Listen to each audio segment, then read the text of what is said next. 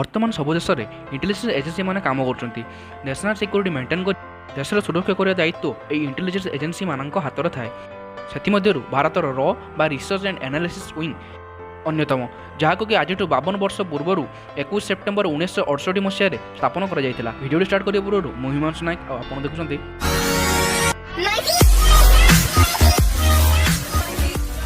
CGO complex new ଦିଲ୍ଲୀରେ ର headquarter ଅଛି। ର ସ୍ଥାପନ ହେବା ପୂର୍ବରୁ ଦେଶର ସମସ୍ତ ସୁରକ୍ଷା ଇଣ୍ଟେଲିଜେନ୍ସ ବ୍ୟୁରୋ ବା ଆଇବି ହାତରେ ଥିଲା। ଇନ୍ଦିରା ଗାନ୍ଧୀ ଆଡମିନିଷ୍ଟ୍ରେସନ ନିର୍ଣ୍ଣୟ ଜଣାଇଲା ଯେ ଦେଶର ସୁରକ୍ଷା ପାଇଁ ଫୁଲ୍ ଫ୍ଲେଜ୍ ସେକେଣ୍ଡ ସିକ୍ୟୁରିଟି ସର୍ଭିସର ଆବଶ୍ୟକତା ଅଛି। ସେତେବେଳେ ଇଣ୍ଟେଲିଜେନ୍ସ ବ୍ୟୁରୋର deputy director RN Kao new ଏଜେନ୍ସିର ବ୍ଲୁ ପ୍ରିଣ୍ଟ ସବମିଟ୍ କଲେ।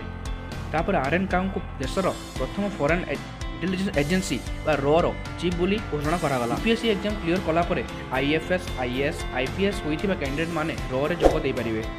କ୍ୟାଣ୍ଡିଡେଟ୍ ମାନଙ୍କୁ କୌଣସି ଏକ ଫରେନ୍ ଲାଙ୍ଗୁଏଜ୍ ଯଥେଷ୍ଟ ଜ୍ଞାନ ରହିବା ଦରକାର।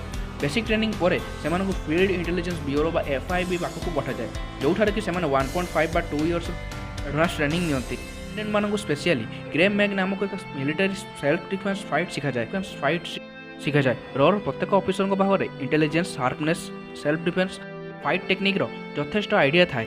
ବର୍ତ୍ତମାନ ସୁଦ୍ଧା South Africa, Senegal, Afghanistan, Bangladesh, China, Iran, Malaysia, Maldives, Myanmar, Nepal, Sri Lanka, Turkey, Belgium, Germany, Italy, Canada ଆଦି ସ୍ଥାନମାନଙ୍କରେ ସିକ୍ରେଟ୍ ଅପରେସନ୍ କରିସାରିଛି। ଓସାମା ବିନ୍ ଲାଦେନଙ୍କୁ ଧରିବା ପାଇଁ ୟୁଏସ୍ ଆର୍ମିକୁ ବହୁତ ଗୁଡ଼ିକ ସିକ୍ରେଟ୍ ତଥ୍ୟ ମଧ୍ୟ ଯୋଗାଣ କରିଥିଲା। ଆନୁଆଲ୍ ବଜେଟ୍ ଏବେ 300 ମିଲିୟନରୁ 400 ମିଲିୟନ ପର୍ଯ୍ୟନ୍ତ ଅଛି। ତାଠାରୁ ଅଧିକ ମଧ୍ୟ ହୋଇଥାଇପାରେ, କିନ୍ତୁ ସତ କହିବାକୁ ଗଲେ ଇଣ୍ଟେଲିଜେନ୍ସ ଏଜେନ୍ସିମାନଙ୍କ ତଥ୍ୟ ଟପ୍ ସିକ୍ରେଟ୍ ଥାଏ। ଭିଡ଼ିଓଟି ଭଲ ଲାଗିଲେ ଲାଇକ୍, ସେୟାର, କମେଣ୍ଟ କରନ୍ତୁ। ଏଭଳି ନୂଆ ନୂଆ ଭିଡ଼ିଓ ଦେଖିବା ପାଇଁ ଆମ ଚ୍ୟାନେଲକୁ ସବସ୍କ୍ରାଇବ୍ କରନ୍ତୁ।